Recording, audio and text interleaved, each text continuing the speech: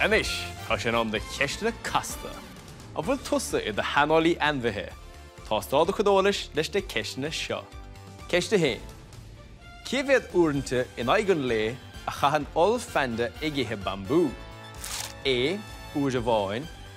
B. Suas go 8 nuaide. C. Suas go 2 uair diaag. nó D. Ceithre thuaire fihid. Bhfuil tuair bagad? An freagra ceart ná. C. Suas go 2 uair diaag. Cá bhain siad an tom. Yum. Ceiste dó. Céad spíce a bhíonn ar thorcáin. A. Tríchín. B. 3,000. C. 3,000. nó D. 3,000,000. Stólam go le ceansa gumsa. Sé gutsa? An freagra ceart ná. C. 3,000.